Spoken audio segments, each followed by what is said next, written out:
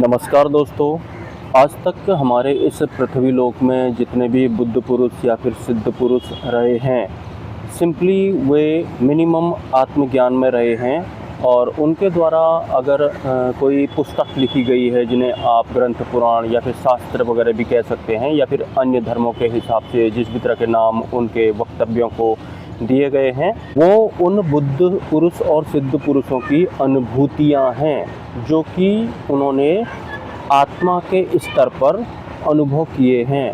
और उन बुद्ध पुरुषों की जो अनुभूतियाँ हैं, जो कि आपको अभिलेख के रूप में मिलती हैं, जब तक आपको आत्मज्ञान नहीं हो जाता तब तक आप किसी भी बुद्ध पुरुष या फिर सिद्ध पुरुष को नहीं समझ सकते।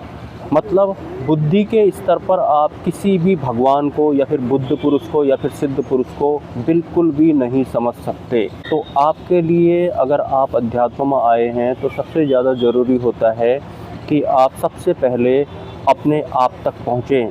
मतलब आप अपनी आत्मा तक पहुँचें, आपको इस बात का बोध हो कि मैं कौन हूँ।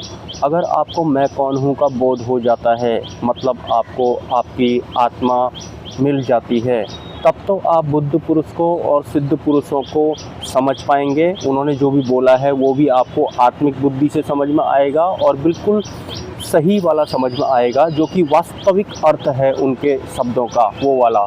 अगर आपको आत्मज्ञान नहीं हुआ है तो आप किसी भी बुद्ध पुरुष को या फिर सिद्ध पुरुष को नहीं समझ सकते, भले ही आप उनके मंदिरों में रहने लगें या फिर आप हजारों गुरुओं को सुन लें, लेकिन जब तक आपको मैं कौन हूँ की अनुभूति नहीं हुई खुद की, तब तक आप किसी भी बुद्ध पुरुष को या फिर सिद्ध पुरुष को नहीं समझ सकते हैं।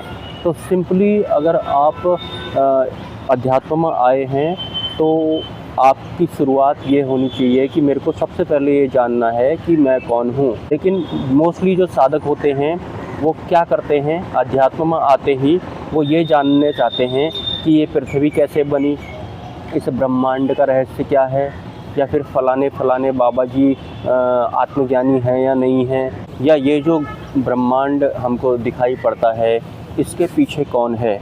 कुछ इस तरह की मानसिक इच्छाएं लेकर इंसान अध्यात्म में आता है और वो कहीं भी नहीं पहुंच पाता है। इवन उसे बुद्ध पुरुष, भगवान या फिर सिद्ध पुरुष समझ में तक नहीं आते हैं, क्योंकि वो सब आत्मिक स्तर पर होते हैं। मतलब उन सब ने मिनिमम आत्मज्ञान प्राप्त किया होता है और उसके बाद उनको समझने के लिए दूसरा आत्मज्ञानी ही चाहिए। मतलब आत्मा के लेवल पर आपको समझ तभी होगी जब आप खुद आत्मज्ञानी होंगे। कम से कम बुद्धि के बल पर आप माइक इंद्रियों के बल पर किसी भी बुद्ध पुरुष को ना तो जान सकते हैं, ना ही समझ सकते हैं। भले ही आप पूरे ग्रंथ रट लें, पुराण रट लें, आप पूरी की पूरी आध्यात्मिक किताबें रट लें, लेकिन जब तक आपको मैं कौन हूँ स्वयं का पता नहीं लगा, उससे पहले आपको उनका भी नहीं पता लगेगा। मतलब ये पूरा जन्म ऐसे ही चला जाता है।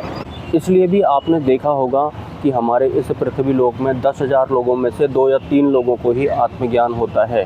बाकी लोगों को क्यों नहीं होता है? क्योंकि उनको स्पष्ट पता ही नहीं होता है कि अध्यात्म में आया हूँ तो मैं क्यों आया हूँ, मेरे को करना क्या है।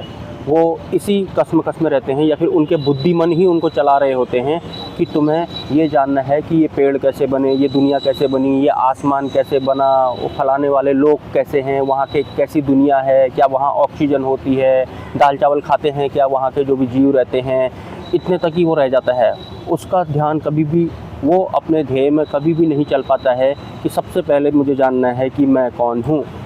मैं कौन हूँ अगर आप जानते हैं तो आपको पूरा ब्रह्मांड स्पष्ट हो जाता है आपके सामने में। लेकिन मैं कौन हूँ के रास्ते पे कोई चलना ही नहीं चाहता है। दूसरे की टांग खींचने में ही लोगों को मज़ा आता है, या फिर आदतन भी हम ऐसे ही होते हैं। तो अगर आप आध्यात्मिक जीवन में सफलता प्राप्त करना चाहते हैं तो आपको अपना ध्येय स्पष्ट कर लेना है। आपको किसी भी गुरु के शरण में आप हों, लेकिन आपको पहले मैं कौन हूँ ये पता करना है। आपको अंतरिम यात्रा करनी है, आत्म मंथन करना है, अपने भीतर आपको जाना पड़ेगा। मतलब आपको सबसे पहले अपने वास्तविक स्वरूप में आना होगा। और हमारा वास्तविक स्वरूप क्या होता है? अगर आप अपने वास्तविक स्वरूप में आ जाते हैं तो फिर आपके लिए ये ब्रह्मांड सब कुछ स्पष्ट हो जाता है, साफ हो जाता है कि जन्म से पहले आप कहाँ थे, मृत्यु के बाद आप कहाँ जाने वाले हैं। लेकिन ये सब तब होगा जब आप इस पर काम करेंगे कि मैं कौन हूँ। और मैं कौन हूँ के बारे में आपको खुद से ही पता लगेगा, स्वयं से ही पता लगेगा, क्योंकि सत्य स्वयं प्रकट होता है, ये आपको पता ही होगा। और सत्य को आप बिल्कुल भी ऐसा ना समझें जैसा दिमाग से आप सत्य को समझ रहे हैं कि सत्य का मतलब होगा वहाँ सच होगा, सबका सब सच होगा, झूठ कुछ होगा ही नहीं। ऐसा नहीं होता है। जो सत्य होता है ना, वो सच और झूठ से पार होता है, वो एक अलग तत्व होता है या फिर आवरण होता है भी आप कह सकते हैं। सत्य को आप परमात्मा भी कह सकते हैं, अपना वास्तविक स्वरूप भी कह सकते हैं, लेकिन वो बिल्कुल वैसा नहीं होता है जैसा आपका मन समझ रहा है या फिर कल्पना कर रहा है। सत्य मन बुद्धि के बिल्कुल पार होता है। मतलब सत्य या फिर परमात्मा बिल्कुल भी वैसा नहीं होता है जैसा आपकी बुद्धि सत्य के बारे में अनुमान लगा रही है, या फिर जैसा आपका मन कल्पना कर रहा है कि परमात्मा या फिर सत्य ऐसा होता होगा। चाहते हैं तो आप मुझे व्हाट्सअप भी कर सकते हैं। मिलते हैं किसी नेक्स्ट वीडियो में। नमस्कार, हैव अ नाइस डे। जय स्वामीनारायण।